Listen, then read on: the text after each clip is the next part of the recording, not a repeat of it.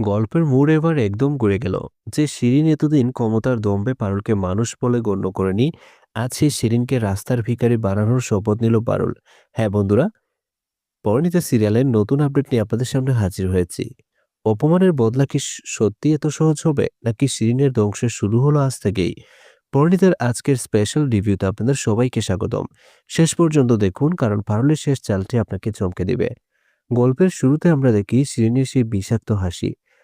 সে পারুলকে সবার সামনে তুচ্ছ-তাচ্ছিল্য করে বলছে, "তুই তো আমার দয়ায় পালিত একটা মেয়ে। আমার অফিস থেকে বের হয়ে তুই একবেলা ভাতও জোগাড় করতে পারবি না।" শিরিনের এই কথাগুলো পারুলের কানে কোনো বাজছে, কিন্তু পারুল আজ আর কাঁদছে না। তার চোখে এখন প্রতিশোধের আগুন। পারুল তার ভাঙা অফিসের এক কোণে দাঁড়িয়ে আয়নায় নিজের দিকে তাকায়। সে নিজেকে কথা দেয় যে হাত দিয়ে শিরিন তাকে অপমান করেছে, সেই হাত দিয়ে শিরিন একদিন ভিক্ষা চাইবে। পারুল তার জমানো সবটুকু মেধার জেদকে পুঁজি করে রণকৌশল সাজাতে শুরু করে। সে জানে শিরিনকে হারাতে হলে শুধু রাগে কাজ হবে না, মাথায় বুদ্ধিও লাগবে। এদিকে শিরিন ভাবছে পারুল চলে যাওয়ায় তার পথ পরিষ্কার, কিন্তু সে বুঝতে পারছে না যে পারুলই ছিল তার কোম্পানির আসল মেরুদণ্ড। পারুল বেরিয়ে যাওয়ার পর থেকেই শিরিনের বড় বড় প্রজেক্টগুলোতে সমস্যা দেখা দিতে শুরু করে। ক্লায়েন্টরা কাজ বুঝতে পারছে না, আর শিরিন শুধু হুকুম দিতেই জানে, কাজ করতে জানে না।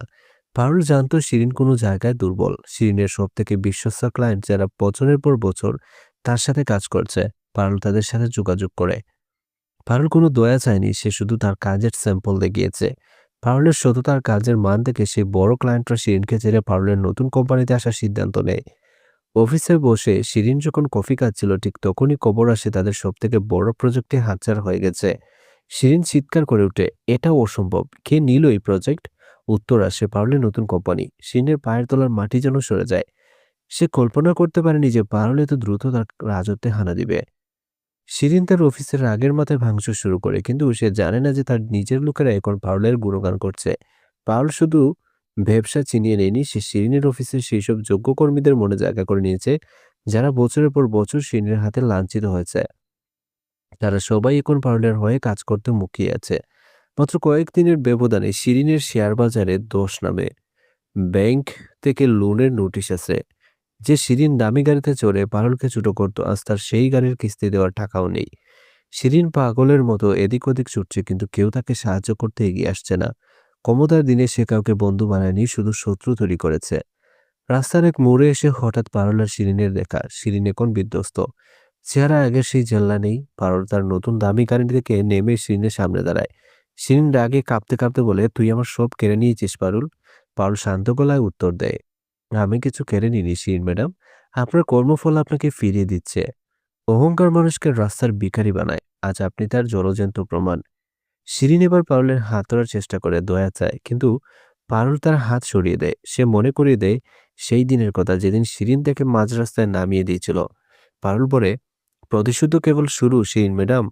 আমি আপনাকে মারব না, শুধু আপনার দম্ভটুকু ভেঙে চুরমার করে দিব। এখন থেকে রাস্তার প্রতিটা মানুষ দেখবে শিরিনের পতন আর পারুলের উৎখান।" ভিডিওর শেষে অংশে আমরা দেখি পারুল তার নতুন অফিসে বসে এক বিশাল অর্ডারে সই করছে। তার চারপাশে হাসি খুশি কর্মীরা। অন্যদিকে শিরিন বৃষ্টিতে ভিজতে ভিজতে নিজের পুরনো অফিসের সাইনবোর্ডের দিকে তাকিয়ে খাচ্ছে। পারুল প্রমাণ করে দিল যে ধৈর্য আর জেদ থাকলে যে কেউ তার ভাগ্য বদলে দিতে পারে। অপমানের জবাব দিতে তাৎপর লাগে না, সাফল্যই যথেষ্ট। তো বন্ধুরা, পারুলের এই রূপ দেখে আপনাদের কেমন লাগলো? শিরিন কি তার যোগ্য শাস্তি পাচ্ছে? আমাদের তো মনে হয় শিরিনের এখনো অনেক কিছু হারানো বাকি। পরবর্তী পর্বে পারুল আর কি কি চমক দেখাবে তা জানতে আমাদের চ্যানেলটি সাবস্ক্রাইব করে রাখুন। ভিডিওটি ভালো লাগলে বন্ধুদের সাথে শেয়ার করুন। আপনাদের মূল্যবান মতামত কমেন্ট জানাতে ভুলবেন না। ধন্যবাদ।